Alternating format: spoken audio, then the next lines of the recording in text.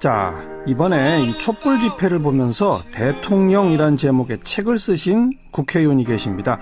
육선 국회의원이고 청와대 정무수석, 청와대 비서실장도 지내신, 그래서 아주 가까이서 대통령들을 비교 검토해 보신 분이죠. 네, 더불어민주당 문희상 의원 오늘 스튜디오에 특별히 좀 초대했습니다. 의원님 어서 오십시오. 반갑습니다. 네, YS 때 처음 정치 시작하신 거죠? 그렇습니다. 정무수석은 언제 하셨죠? 국민의 정부 첫 번 정부수석입니다. DJ 초대 정무수석. 그렇습니다. 그리고 노무현 정부 초대 비서실장. 그렇습니다. 예. 그다음에 이명박 박근혜 대통령도 그 당시 뭐 야당 그렇습니다. 대표 제가 야당 대표 때 예. 두 분 다 뵀죠. 이명박 대통령, 박근혜 대통령. 그렇습니다. 물론 가장 가까이서 본 거는 DJ 대통령, 노무현 대통령이겠습니다만 네. 나머지 대통령들도 다른 분들보다는 비교적 가까이서 보신 거예요. 그렇습니다. 예. 근데 촛불 집회 그 와중에 이런 책을 쓰실 생각을 왜 하시게 되셨어요? 저는 그 군주민수라는 말을 굉장히 중요하게 생각하고. 군주민수? 네네. 임금은 배고, 백성은 물이다. 그렇죠. 그래서 물이 배를 띄울 수도 있지만 배를 엎을 수도 있다라는 예. 사자성어입니다. 그렇죠. 그런데 그런 거를 내가 평생 4번째 봤습니다. 이번에 촛불 민심을 볼 때. 4번. 예. 제가 4.19 혁명. 네. 그때도 한번 뒤집었죠. 예, 백성회의에서 뒤집어지는 현장에 있었습니다. 바로 1년 선배가 총 맞아 죽는 걸 봤어요. 예. 고등학교 1학년 선배인데 저는 중3 때였습니다. 네. 나는 이승만 박사가 하늘같이 생각되는 국부라고 생각하던 시절인데 너무나 세상이 달라지는 걸 보고 깜짝 놀랐습니다. 예. 그다음에 이제 내가 35살 때 5.18 민주화 운동 한복판에서 치렀습니다. 그렇죠. 감옥 가고 매달리고 고문당하고 뭐 이루 말할 수 없는 고초를 치르는 속에서 결과적으로는 이제 그것이 무의로 끝나는 그걸 현장에서 봤습니다. 그리고 네. 42살 때 60항쟁이 있었는데 그때도 마찬가지입니다. 전부 보니까 그런 때마다 4.19 때는 5.16 혁명이 5.18 민주화운동 뒤에는 전두환 독재 정권이 군부 정권이 그렇죠. 그리고 60항쟁 이후에는 물론 양김 씨가 다툼도 있었습니다마는 자가 노태우 정권이 가게 되는 그런 일이 생겨서 네. 하도 기가 막혀서 또 그런 일이 생기지 않을까 두려웠습니다. 그러니까 3번을 백성이 뒤집었는데 네네. 결국은 다시 또 독재 정권. 그렇습니다. 군부 정권. 그렇습니다. 이번에 촛불만큼은 그러지 말자. 예. 제도권에서 수렴해서 정상적으로 대통령을 새로 뽑는 그런 일이 이루어져야 되기 때문에 역대 대통령이 어떤 일을 갔었나 그리고 어떤 사람이 대통령이 돼야 하나 이거에 대해서 이제 써서 꼭 남겨야겠다는 생각이 들어가지고 쓰기 시작해서 한 보름 만에 다 끝내버렸습니다. 보름 만에. 예. 책의 목차를 제가 보니까 대통령의 시작, 대통령의 시간, 대통령의 삶 마무리, 그리고 대통령의 리더십. 이렇게 4개의 챕터로 이루어져 있는데. 그렇습니다. 맨 처음 대통령의 시작의 첫 번째가 아주 재밌는 제목이에요. 제가 한번 해보겠습니다. 대통령이 되고 싶은 사람. 네. 대통령이 되고 싶은 사람은 무슨 특징이 있어야 됩니까? 아니, 특징이 아니라 예. 루즈벨트 대통령의 자서전을 보면 초등학교에 가서 모든 애들이 대통령은 어떻게 됩니까? 라고 물었을 때 자기가 이렇게 답변하려고 한 대목이 있습니다. 예. 대통령 하고자 하는 사람 속에서 나온다. 물론이죠. 대통령의 의지가 없으면 대통령이 될 수 없다. 너무나 당연한 평범한 말인데 그것은 굉장히 중요한 의미로 연결되는 것이 권력 의지하고 상관이 있습니다. 모든 능력과 모든 걸 다 덕목을 갖췄어도 결과적으로는 마지막에 남는 건 권력 의지가 승한 사람이 이기더라고요. 강한 권력 의지. 그렇습니다. 예. 그것은 고양이과 동물에서 발톱과 이빨에 해당되는 겁니다. 그것이 없으면 반기문에 의해서 보듯이 JP가 상김씨 중에 대통령 못하게 되듯이 그런 모든 걸 감안하면 대통령이 되는 사람은 꼭 발톱이 있고 이빨이 있어요. 지금 경합하고 있는 5 주요 후보 중에는 누가 그런 권력 의지가 가장 강한 것 같습니까? 내가 볼 땐 제일 깡이 있는 사람은 홍준표 후보입니다. 깡이 있습니다. 네, 그리고 제일 부족했던 분이 2분이 있는데 그거는 지금 양강 구도를 형성한다는 문재인 안철수입니다. 5년 전에는 권력 의지가 약하다 이런 비판을 많이 받았죠. 예, 약하다 정도가 아니라 처음 내가 그분을 뵀을 때는 백명서생이었습니다. 둘 다? 민정수석도 해서는 안 된다는 생각을 하고 반대했습니다. 문재인. 예, 근데 균형 감각이 뛰어나고 통찰력이 있다라고 문제 그 당시에 노무현 대통령께서 얘기를 하시더라고요. 그리고 안 후보는 눈이 아주 선한 그런 네. 범생이 모범생 같은. 네. 그래서 난 두 사람을 비교할 때 옛날에 이런 얘기를 한 적이 있어요. 한 분은 인테리 지성에서 뛰어난 그 예. 안 후보를 얘기하는 겁니다. 예. 분은 휴머니스트. 예. 그야말로 사슴 같은 눈망울을 가진 네. 사람이에요. 네. 그래서 그렇게 둘을 비교한 적이 있는데 어쨌거나 처음에는 두 분 다 권력의지가 없었어요. 깡이 없었어요. 네. 예. 그런데 이제 재수하고 또 무슨 당 대표하면서 선거를 여러 번 치르고 하면서 이제 사나워졌어요. 두 사람 다 이제는 깡이 생겼습니다. 그래서 권력의지가 충분히 있다 이렇게 생각합니다. 백면서생 범생이에서 네네. 이제는 대권 주자가 됐다. 네. 예. 명실상부한 대권 후보의 자격이 있다라고 생각합니다. 그다음 대통령의 시간에 몇 가지 제목들이 눈에 띄는데 대통령의 인사권은 어디까지일까? 또 인사도 결국은 메시지다. 이렇게 연결되는 두 개의 또 소장이 있네요. 네네. 이건 어떤 내용입니까? 대통령이 인사를 할 때 그냥 인사를 하는 게 아니더라. 결과적으로 이제 노무현 대통령 경우에는 바로 옆에서 지켜봤는데 그분이 강금실 법무장관을 임명할 때 네. 그것은 전체 검사가 다 반대할 때가 돼서 나도 그 중에 하나로 반대를 했어요. 그건 안 됩니다. 예. 그랬더니 그 강금실이라는 그 장관을 시키는 순간에 검찰 개혁의 반은 끝나는 겁니다. 우선 서열이 파괴되고 강금실이 장관 됐다 그러면 자기가 하고 싶은 검찰 개혁에 이미 반은 이루어진 거다. 네. 여성이 네. 또 되고 기수도 파괴되는 것이고 그렇죠. 그런 의미에서 한 3개월 검난을 각오하고 라도 할 만하다. 네. 라고 말씀하더라고요. 그러니까 네. 그래서 나는 반대를 하다가 잘 되나 두고 보자 이렇게 생각했는데 1년 뒤에 장관 평가가 나왔어요. 네. 국민들이 제일 좋아하는 잘하는 장관 1등이 강금실 장관이에요. 네. 이게 그래서 대통령이 보는 안목의 인사가 무슨 메시지가 있구나. 그렇죠. 이 사람을 시키면서 바로 그걸 전달하고 싶었구나. 그런 생각을 했어요. 네. 그런 경우는 여러 가지가 있습니다. 또 그럼 직접 경험하신 YS로부터 박근혜까지의 5 대통령 중에 인사를 제일 잘한 대통령은 누굽니까?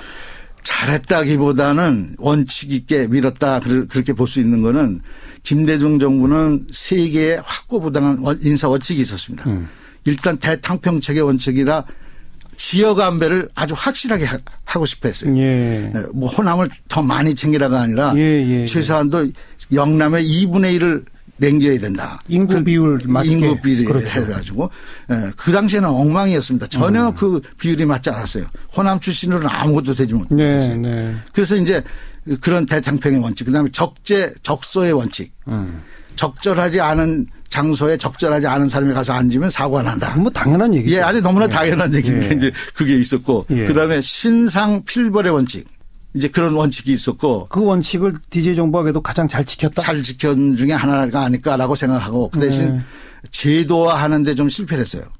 그 중앙인사위원회도 그때 만들고 그러지 만들긴 만들었는데 네. 그게 제가 있을 때입니다. 그런데 그것을 구체화시키는 청와대에 7천여 명을 임명하는 그 절차에 대통령 권한으로 임명하는 사람들을 여러 가지 그런 그 인사원칙에 맞추는 것을 제도화하는 시스템화한 것은 참여정부입니다. 인사위원회가 구성이 돼가지고 인사위원장 밑에 아침 그 위원되는 사람들이 전부 지역별로도 싹 달랐고요. 청와대 인사수석도 신설했었고. 그렇습니다. 인사수석도 새로 해서 추천과 검증이 서로 견제하게 체크앤 밸런스를 유지하게끔 제도화한 측면에서 공이 있다고 저는 생각합니다. 네. 가장 인사를 못한 대통령은 누굽니까? 감옥에 계시지만 안 됐지만 그분은 엉망진창이라고 저는 생각합니다. 인사가 망사입니다. 첫 번부터 도저히 시켜서는 안 될 사람부터 시키기 시작을 하더라고요. 수첩에 적혔다는 이유는. 수첩에 왜 적혔냐. 자기가 외롭고 괴로울 때 옆에서 지켜줬다. 그리고 자기가 대통령 나왔을 때 가장 많이 글을 도와줬다. 윤창중. 뭐 예를 들면. 그게 시작이에요. 그때 벌써 나는 예고편을 했어요. 앞으로 2-3사람 또 결단 나겠구나. 여러 사람한테 얘기한 바 있는데 그대로 되더라고요. 그게 시작이 되니까 검증 절차가 청와대에서 이미 반은 끝나서 와야 되거든요. 도덕성에 관한 인사추천위원회를 거치던 검증위원회를 거치던 인사위원회를 거치던 어떤 시스템에 의해서 거기 청와대 자료도 있을 뿐만 아니라 국정원 자료도 있고 검찰, 경찰 모든 자료가 있거든요. 거기서 도덕성 문제는 거르고 와야 국회에서 인사청문회에 정책 검증을 시작하는데 네, 네. 애초에 처음부터 도덕성부터 검증을 시작하니까 그 망에 전부 걸려서 그렇죠. 초창기에 다 실패하는 거예요. 맞아요. 네. 그래서 네. 인사는 망사가 된 경험입니다. 그리고 그 대통령의 시간이라는 챕터에 또 하나 이제 눈에 띄는 제목이 공인의 삶과 개인의 삶 사이 대통령의 24시간 이런 제목이 있습니다. 대통령에도 사적인 삶은 있어야죠. 당연히 있어야죠. 네. 그리고 그것은 긍정적인 측면이 분명히 예, 있습니다. 예. 그래서 공과 사를 가령 가르려는 가장 그 기준이 무엇일까? 네. 실제로 참여정부에도 약간 그런 분들 계셨고 국민의 정부에도 있었거든요. 너무 없어서 오히려 걱정일 정도로 그게 있으면 더 좋은 이런 게 있었거든요. 사적인 생활이. 예, 혼자 밥 먹고 네. 혼자 텔레비전 보고 혼자 결정하고 그리고 아무것도 못하는 이런 경우는 이거는 최악입니다. 그러니까 박근혜 전 대통령 또 떠오르네요. 예, 혼자 밥 먹고 혼자 텔레비 보고. 예. 그렇게 해서는 안 됩니다. 예, 그러니까 예. 두 분 다 5분 단위로 시간표를 짜는 아침 7시에 일어나서 신문은 언제 보고 그거에서 끝나면 사람을 어떻게 만나고 아침은 누구랑 먹고 회의는 어떻게 하고 5분 단위로 쫙 짜져 있고 그것을 철저하게 지켰습니다. DJ 노무현. 그렇습니다. 네. 딱 넥타이하고 아침에 집무실로 출근했습니다. 그게 정상입니다. 네, 그리고 네. 비서실장이나 다른 참모들도 그 일정에 관해서 빠삭하게 알고 있어야 됩니다. 그렇죠. 일어나면 출근, 눈 감으면 퇴근. 이거는 말도 안 되는 말을 하고 있는 거예요. 저녁 시간 공식 업무 끝나고 사사로이 옛 친구들도 있고 그럴 거 아닙니까? 당연히 있습니다. 그런 사람들하고 이렇게 소주 한 잔씩도 하고 그런 대통령은 누가 기억이 나세요? 두 분 다 그런 거는 약간씩 부족했고 했습니다. 부족했어요? 예, 약간씩 부족했어요. 아. 매일 그들과 일부러 접촉을 끊으려고 했었던 분은 노무현 대통령이고 사실은. 네. 왜냐하면 이제 그거는 문재인한테 이어져 가지고 문재인 비서실장도 똑같이 그렇게 했다고 그래요. 자기는 친구도 안 만나고 동창회도 안 나가고 뭐 이런 스타일로 했다고 그래요. 네. 그걸로 인해서 사적인 부탁을 받거나 혹시 마음이 흐트림이 있으면 안 된다 이런 생각을 했기 때문에 아마 그랬을 거라고 생각하는데 예. 나는 그거보다도 예. 두 분 대통령 다 적절한 시간에 적절한 사람과 만나서 저녁 시간을 잘 활용했다 이렇게 생각합니다. 청와대가 아닌 딴 데 나가서 이렇게 만나고 술도 한잔하고 그렇게도 하나요? 그건 비밀인데요. 청와대 내에 이미 지나갔으니까요. 네, 청와대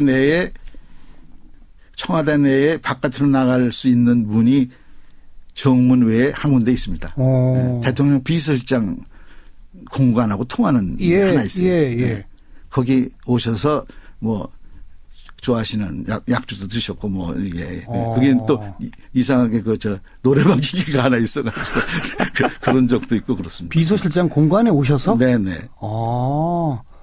거기 이제 사사로이 친구분들 글로 오라고 그래가지고. 예, 그거는 거기까지만. 자, 그 다음 챕터 대통령의 삶 마무리 이 대목에서 참 제목만 봐도 딱 떠오르는 게 있어요. 화려한 꽃도 영원할 순 없다. 레임덕의 시작. 정말 우린 불행한 현대사입니다. 모든 대통령의 임기 말이 안 좋았잖아요. 솔직히. 그죠? 대통령 그렇습니다. 직선제를 한 후에도.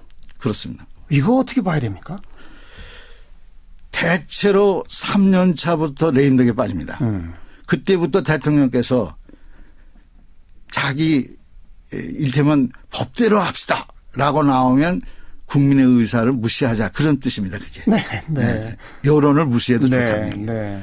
그다음에 조금 더 가시면 역사와 나는 대화하겠어. 이렇게 나옵니다. 그러면 이제 독선에 가는 독선이 됩니다. 그러면 왜 그렇게 되는가? 왜 그렇게 돼요?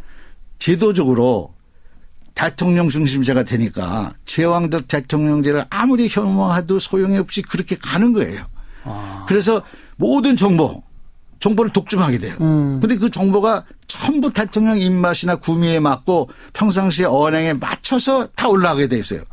그러니까 누구를 만나도 무슨 건의를 해도 아니요라는 소리만 들으면 당신이 뭘 알아 내가 더 잘 아는데 라고 하는 것이 기본으로 깔리는 거예요. 한 3년 대통령 하면 세상에 자기가 제일 저절로 그렇게 됩니다. 많이 정보를 많이 안다고 생각하게 돼 있어요. 구조가. 예. 그리고 그 정보는 우리가 보기엔 명백히 왜곡됐다 하더라도 본인은 그것을 확신하는 거예요. 그거 봐 내 생각이 옳지 이렇게 되는 거예요. 그렇게 하면 정리가 되기 때문에 어떤 얘기도 잘 안 들어와요. 그렇게 되면 멀리하게 되고 이제 간언을 하거나 비판의 말을 하는 사람들은 줄어들게 마련입니다. 네. 그러면 예스맨만 자꾸 생기죠. 이걸 방지할 방법은 없어요? 제도적으로 그래서 개헌을 해야 된다라는 얘기를 나는 옛날부터 주장을 하는 거예요. 이게 제왕적 대통령을 하고 싶어서 대통령 하는 사람이 어디 있겠습니까? 근데 하다 대통령이 되면 그렇게 빠질 수밖에 없으니까 이걸 제도적으로 분산시킬 수밖에 없는데 대통령의 권한을 분권화해서 수평적으로 분권하는 길은 총리를 책임 총리제로 하든가 예. 아니면 아예 이원 집정부제로 해가지고 예. 외치는 대통령이 맞대 내치는 맞는다는 거. 우리가 과거에 그런 경험이 있습니다. 네. DJP 연정 그렇죠. 비슷한 그랬죠. 과거 경험도 있습니다. 그러니까 예. 그런 식으로 해서 대통령의 권한을 수평적으로 분권화하고 그다음에 지방자치를 활성화해서 도단의 지방자치권 행정권, 예. 조직권, 그러니까 예산권 이게 다 줘버리면 수직적으로부터 분권이 되거든요. 결국은 권력 분산. 그렇습니다. 그것만이 답이다. 그게 모범 답안입니다. 지금의 대통령제에서는 아무리 훌륭한 자질의 대통령을 뽑아도 그대로 두면 3년쯤 지나면 또 역시 자기 혼자 그렇게 제일 잘났다고 되기가 하겠습니다. 10중 8구입니다. 아, 그래요. 마지막 대통령의 리더십. 이게 이제 우리가 앞으로 뽑아야 할 대통령에 대한 충고의 말씀이라고 보여지는데 이미지가 아닌 자질을 봐야 해. 이건 무슨 뜻이죠? 자식이 있나 남편이 있나 부모는 흉탄에 쓰러지고 이런 걸로 판단해서 네. 그걸 찍으면 이런 난리가 나는 거예요. 예. 지금 우리가 겪는 이 탄핵 국면을 보는 겁니다. 진짜 자질을 봐야 한다. 그러니까 진짜 능력이 있는지 덕목을 갖췄는지 또 그 대통령 감이지 이거에 대해서 머슴을 뽑을 수 있는 권한은 주인한테 있는 거고 그 주인은 국민이니까요. 그렇죠. 그리고 그 밑에 도덕성, 국민 통합 능력, 국정 운영 능력 이렇게 딱 세 가지를 적시하셨는데 그렇습니다. 이게 대통령으로서는 필수적으로 갖춰야 할 세 가지다? 세 가지다라기보다 국민 통합 능력과 국가 경영 능력이 있어야 되는데 국민 통합이 첫째인데 그것은 신뢰관계고 그것은 도덕성에서 오는 겁니다. 도덕성이 없으면 믿지 않기 때문에 믿지 않으면 통합을 할 수가 없는 거예요. 네, 네. 그래서 제일 중요한 게 국민 통합 능력에 있어서는 신뢰성이고 그거를 맞추는 건 아까 말씀드린 대로 바로 그게 도덕성이 있다. 알겠습니다. 도덕성은 돈하고 남녀 관계 스캔들하고 그다음에 말 바꾸기 이게 도덕성의 핵심이에요. 네. 그게 있은 사람은 국민의 신뢰를 잃고 그러면 국민 통합 능력이 없어지는데 예. 국가 경영 능력은 또 여러 가지가 있습니다. 저는 머리, 가슴, 배라고 이렇게 얘기하는데 지장, 덕장, 용장. 네. 근데 이 지장 대목은 식견, 통찰력, 미래 예측 능력, 균형 감각 이런 게 다 지적인 작업인데 이것이 뛰어나야 됩니다. 당연히. 그렇죠. 그리고 가슴은 이제 뜨겁고 열정이 있고 그리고 따뜻하고 국민과 소통하고. 그것이 거기서 따뜻한 거에서 그렇죠. 나오는 겁니다. 그래야 그렇죠. 깊이가 있고 예. 넓어야 됩니다. 가슴이 넓어야 화해하고 소통할 수 있죠. 그러니까 그런 능력. 그다음에 가슴, 배 부분 배짱, 용기, 결단력, 사생결단의 의지. 그렇죠. 그리고 담대한 결기. 예. 이런 게 있어야 어우러져야 대통령으로서 일단 기본 덕목을 갖춘 겁니다. 그런데 아까도 말씀드렸지만 그걸 갖췄다고 대통령이 되지 않더라. 깡과 운이 있어야 된다. 시대 정신과 권력 의지가 있어야 된다. 그겁니다. 가장 이 배짱이랄까 이게 제일 센 대통령은 제가 볼 때는 YS 같고 네. 지장으로 보면 DJ 같고 그렇습니다. 가슴으로 보면 노무현 같고 그렇습니다. 딱 맞췄죠 제가. 딱 맞췄습니다. 예, 예. 그렇습니다. 다 종합했을 때 최악의 대통령은 뭐 안 여쭤봐도 이미 답이 나온 것 같고 최고의 대통령은 누구를 꼽으시겠어요? 나는 김대중 대통령 꼽습니다. 그걸 골고루 다 갖추셨던 분이에요. 알겠습니다. 네. 이번에 누구를 뽑아야 할지는 안 여쭤볼게요. 네. 더불어민주당 의원이시니까. 네, 그렇습니다. 예. 대통령 제1당이니까요. 예, 대통령 그리고 우리가 알아야 할 대통령의 모든 것 이런 부제가 달려있는 책을 들고 오신 문희상 의원 오늘 함께 만나봤습니다. 오늘 나와주셔서 고맙습니다. 반갑습니다.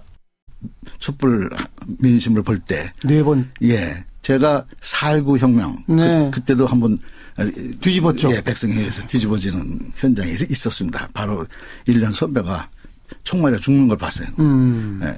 고등학교 1학년 선배인데 저는 중3 때였습니다. 네. 나는 이승만 박사가 하늘같이 생각되는 국부라고 생각하던 시절인데 너무나 세상이 달라지는 걸 보고 깜짝 놀랐습니다. 예. 그다음에 이제 내가 35살 때 5.18 민주화 운동 한 복판에서 치렀습니다. 그렇죠. 감옥 가고 매달리고 고문당하고 뭐 이루 말할 수 없는 고초를 치르는 속에서 결과적으로는 이제 그것이 무의로 끝나는 그걸 현장에서 봤습니다. 그리고 네. 42살 때 60항쟁이 있었는데 그때도 마찬가지입니다. 전부 보니까 그런 때마다 4.19 때는 5.16 혁명이 5.18 민주화운동 뒤에는 전두환 독재 정권이 군부 정권이 그렇죠. 그리고 60 항쟁 이후에는 물론 양김 씨가 다툼도 있었습니다만은 제가 노태우 정권이 가게 되는 그런 일이 생겨서 네. 하도 기가 막혀서 또 그런 일이 생기지 않을까 두려웠습니다. 그러니까 세 번을 백성이 뒤집었는데 네네. 결국은 다시 또 독재 정권, 그렇습니다. 군부 정권. 그렇습니다. 이번에 촛불만큼은 그러지 말자. 예. 아. 제도권에서 수렴해서 정상적으로 대통령을 새로 뽑는 그런 일이 이루어져야 되기 때문에 역대 예. 대통령이 어떤 일을 갔었나 그리고 무슨 어떤 사람이 대통령이 돼야 하나 이거에 예. 대해서 이제 써서 꼭 남겨야겠다는 생각이 들어가지고 쓰기 네. 시작해서 한 보름 만에 다 끝내버렸습니다. 보름 만에. 예. 책의 목차를 제가 보니까 대통령의 시작, 대통령의 시간, 대통령의 삶 마무리, 그리고 대통령의 리더십. 이렇게 네 개의 챕터로 이루어져 있는데. 그렇습니다. 맨 처음 대통령의 시작의 첫 번째가 아주 재밌는 제목이에요. 제가 한번 해보겠습니다. 대통령이 되고 싶은 사람. 네. 대통령이 되고 싶은 사람은 무슨 특징이 있어야 됩니까? 아니, 특징이 아니라 예. 루즈벨트 대통령의 자서전을 보면 초등학교에 가서 모든 애들이 대통령은 어떻게 됩니까? 라고 물었을 때 자기가 이렇게 답변해내라고 한 대목이 있습니다. 예. 대통령 하고자 하는 사람 속에서 나온다. 물론이죠. 대통령의 의지가 없으면 대통령이 될 수 없다. 너무나 당연한 평범한 말인데 예. 그것은 굉장히 중요한 의미로 연결되는 것이 권력 의지하고 상관이 있습니다. 아. 모든 능력과 모든 걸 다 덕목을 갖췄어도 결과적으로는 마지막에 남는 건 권력 의지가 승한 사람이 이기더라고요. 강한 권력 의지. 그렇습니다. 예. 그것은 고양이과 동물에서 발톱과 이빨에 해당되는 겁니다. 오. 그것이 없으면 예. 반기문이 의해서 보듯이 하하. JP가 상김씨 중에 대통령 못하게 되듯이 당 대표하면서 선거를 여러 번 치르고 하면서 이제 사나워졌어요. 두 사람 다. 이제는 깡이 생겼습니다. 그래서 오. 권력의지가 난 충분히 있다 이렇게 생각합니다. 백면서생 범생이에서 네네. 이제는 대권 주자가 됐다. 네. 예. 명실상부한 대권 후보의 자격이 있다라고 생각합니다. 그다음 대통령의 시간에 몇 가지 제목들이 눈에 띄는데 대통령의 인사권은 어디까지일까? 또 인사도 결국은 메시지다. 이렇게 연결되는 두 개의 또 소장이 있네요. 네네. 이건 어떤 내용입니까? 대통령이 인사를 할 때 그냥 인사를 하는 게 아니더라. 결과적으로 이제 노무현 대통령 경우에는 바로 옆에서 지켜봤는데 그분이 강금실 법무장관을 임명할 때 네. 그것은 전체 검사가 다 반대할 때가 돼서 나도 그 중에 하나로 반대를 했어요. 그건 안 됩니다. 예. 그랬더니 그 강금실이라는 그 장관을 시키는 순간에 검찰 개혁의 반은 끝나는 겁니다. 우선 서열이 파괴되고 강금실이 장관 됐다 그러면 자기가 하고 싶은 검찰 개혁에 이미 반은 이루어진 거다. 네. 여성이 네. 또 되고 기수도 예. 파괴되는 것이고 그렇죠. 그런 의미에서 한 3개월 검난을 각오하고 라도 할 만하다. 네. 라고 말씀하더라고요. 그러니까 네. 그래서 나는 반대를 하다가 잘 되나 두고 보자 이렇게 생각했는데 1년 뒤에 장관 평가가 나왔어요. 네. 국민들이 제일 좋아하는 자, 이번에 이 촛불 집회를 보면서 대통령이란 제목의 책을 쓰신 국회의원이 계십니다.